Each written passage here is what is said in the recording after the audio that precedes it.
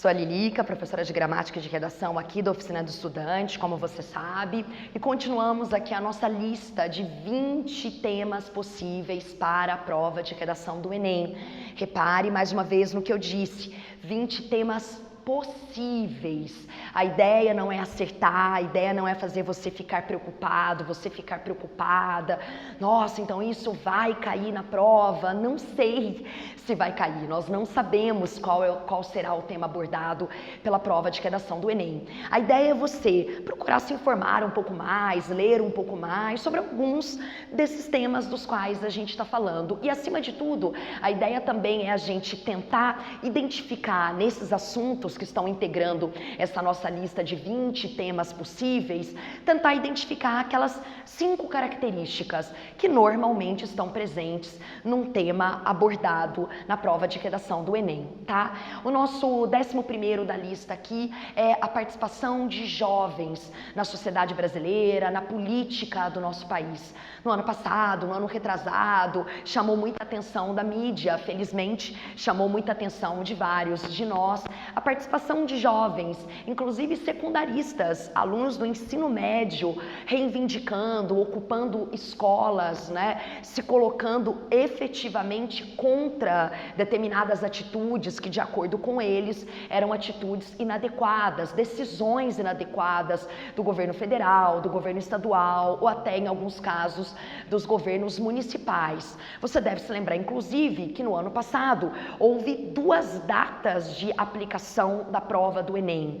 Exatamente porque na data da primeira aplicação, quando o tema foi a intolerância religiosa no Brasil, havia escolas nos mais diferentes locais do país, havia escolas que estavam ocupadas ainda por estudantes que reivindicavam melhorias, que exigiam condições, que se posicionavam contra determinadas medidas. Então, os jovens, os secundaristas, deram, em muitos casos, um banho de organização, né? Um banho de civilidade, um banho de política, né? A gente viu, ouviu vários jovens muito bem organizados, muito bem posicionados, extremamente críticos e mostrando o quanto efetivamente eles podem e devem participar de maneira eficiente, de maneira eficaz, exigir mudanças, promover mudanças. Quem sabe você não dá uma lida em algumas informações, em algumas notícias, em algumas reportagens sobre a ocupação das escolas, sobre os jovens participando de movimentos ativistas, né? Jovens participando de ONGs, exigindo melhores condições nos mais diferentes aspectos, nos mais diferentes assuntos. O nosso 12º da lista aqui, Escola Sem Partido. Quem nunca ouviu falar disso, no ano passado, no ano retrasado, comentou-se bastante sobre isso, um projeto de lei que estava em discussão e que, se virar lei, um dia vai basicamente regulamentar a atuação dos professores nas salas de aulas, tanto nas escolas particulares quanto nas escolas públicas. A ideia dos elaboradores desse projeto de lei, né, dos idealizadores desse projeto de lei, é que os professores doutrinam os alunos nas salas de aulas. A ideia é que os professores colocam na cabeça dos alunos ideias esquerdistas na palavra ou nas palavras dos idealizadores, dos elaboradores desse projeto. A finalidade, portanto, seria estabelecer uma série de regras, né, uma espécie de regimento a qual o professor deveria obedecer. Uma parcela da sociedade, infelizmente, é a favor desse tipo de projeto e outra parcela da sociedade, acredito que seja a maioria, espero que seja a maioria, é contra um projeto como esse, né? Que basicamente, claro, é de censura, é de limitação da atuação do professor em sala de aula, nos ambientes de educação que devem ser, na minha opinião, acredito que na opinião de várias pessoas, devem ser ambientes de liberdade de expressão, é claro, né? E não de censura e não de limitação. Talvez seja um assunto, seja um tema para você pesquisar, para você ler a respeito, para você se informar, se na sua cidade, se no seu estado há algum projeto de lei ou até, em alguns casos, há já lei com relação a essa escola sem partido, a essa ideia.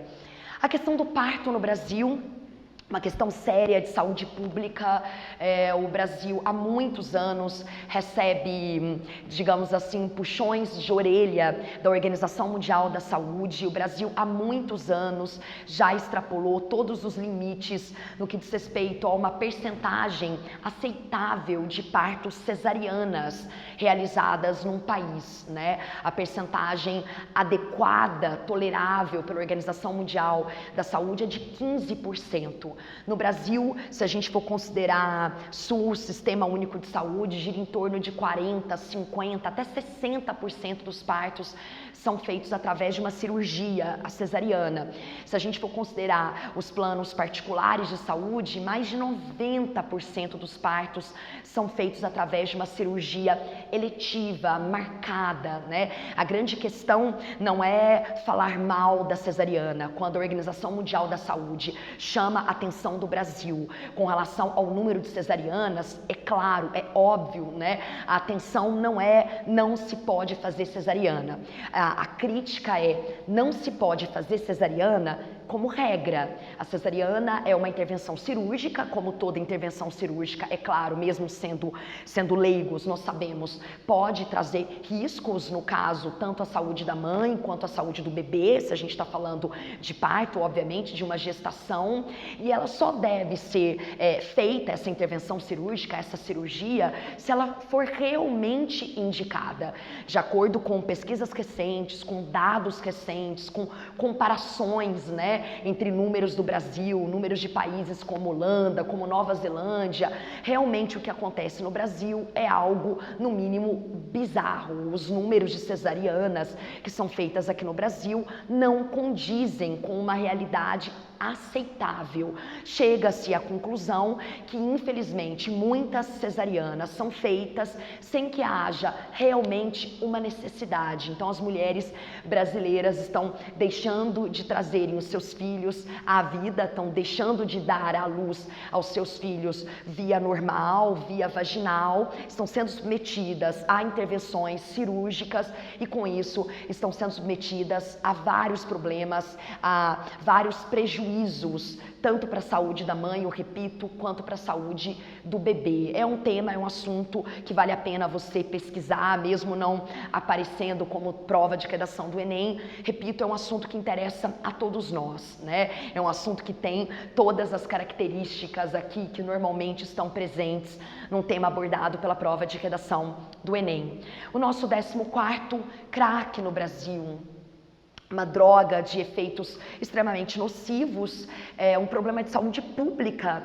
Tenho certeza que se você acionar a sua memória, você vai se lembrar nos próprios discursos políticos, né, em épocas de campanhas eleitorais, o candidato ao cargo X, ao cargo Y, promete escola, promete saúde, promete diversão, segurança, promete mobilidade e promete campanhas de combate ao crack, uma droga com efeitos extremamente devastadores, né, em todos os aspectos da saúde do indivíduo, uma droga de fácil vício, né, ela produz um vício muito rapidamente, como eu já disse, muito devastador. Houve novela televisiva, inclusive, abordando essa temática, esse aspecto. São Paulo capital, né, tem colocado em prática campanhas, digamos, no mínimo polêmicas de combate ao crack, de combate ao uso dessa droga realmente tão nociva. Não é um problema individual, como antigamente se pensava, é coisa do indivíduo, ele que não sabe lidar com os problemas. Não, é um problema de saúde pública, eu repito.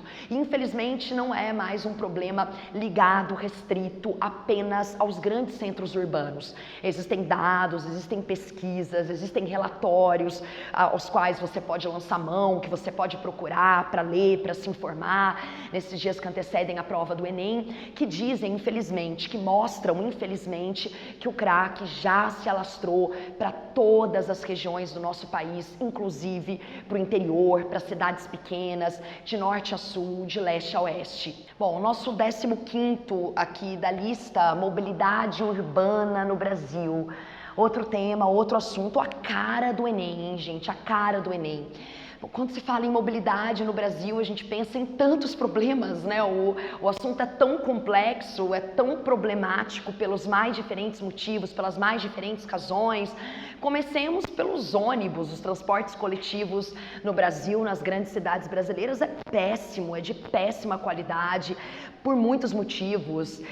Não tem segurança, os horários são poucos, os ônibus não são pontuais. Que mais? 1 milhão de razões vocês poderiam me ajudar aqui acrescentando para a gente perceber, entender e lembrar o quanto o transporte público no Brasil, ônibus, que é o principal transporte público no Brasil, pelo menos nas grandes cidades, é péssimo. Nas cidades em que há metrô, também há vários problemas. Um metrô insuficiente, em horários de pico extremamente indigno, né? A quantidade de pessoas que são transportadas é muito grande. Com relação aos carros, nós sabemos também que não é o veículo de transporte mais adequado, é um veículo individual, portanto, ele não faz com que a mobilidade urbana seja benéfica para todos, mas ao mesmo tempo existe, né, por outro lado, aquela cultura do brasileiro, tipicamente brasileiro, de que carro tem a ver com status, né, tem a ver com poder aquisitivo e, claro, também tem a ver com conforto, com segurança que todos nós queremos. Enquanto não houver uma alternativa de transporte público que tenha qualidade, né, e qualidade nos mais diferentes aspectos, incluindo conforto, incluindo segurança, fica difícil tentar convencer você, tentar me convencer, tentar convencer o brasileiro, a brasileira a abdicar do carro. Aqueles, é claro, que têm essa possibilidade, né, que têm esse privilégio de possuírem um carro. Se a gente pensa nas bicicletas, né, nas cidades onde há ciclovias, onde há ciclofaixas, nas poucas cidades onde esse tipo de alternativa de mobilidade existe, são mal sinalizadas, são insuficientes, ou mesmo quando há, não são respeitadas muitas vezes pelos motoristas dos carros ou dos ônibus, ou mesmo pelos próprios pedestres. Então, assim, há uma série de fatores, há uma série de razões que faz com que realmente a gente pense o quanto pensar em mobilidade urbana no Brasil significa pensar num problema grave, complexo, multifatorial e que exige realmente soluções eficientes para todos nós. A própria questão legal, né? Existem leis municipais, estaduais, que acabam indiretamente incentivando o fato das pessoas terem carro, né? Para abrir um restaurante, para abrir um comércio, são necessárias X vagas de carros, né? Ou mesmo quando o Estado, quando o governo, quando as autoridades implementam melhorias relacionadas à mobilidade urbana no Brasil, que melhorias são essas? Mais avenidas, mais ruas. Então, até as nossas soluções, até as nossas tentativas de soluções são equivocadas, porque elas acabam corroborando, elas acabam intensificando essa cultura do veículo, né? Esse fato da gente entender e encarar o principal meio de transporte do brasileiro como sendo realmente o veículo, o carro ou o ônibus, que é de péssima qualidade. Faltam medidas impopulares, mas muitas vezes necessárias para que esse problema tão complexo seja minimizado, seja diminuído. Sem contar também dos efeitos nocivos para a saúde, né, dos indivíduos que moram em cidades grandes, que moram em grandes centros urbanos e que ficam aí sujeitos a todos os efeitos nocivos que esse transporte inadequado pode trazer ao meio ambiente, à saúde, a nós, portanto, como um todo. Até a próxima. Digam tchau, Lilica. Tchau, Lilica.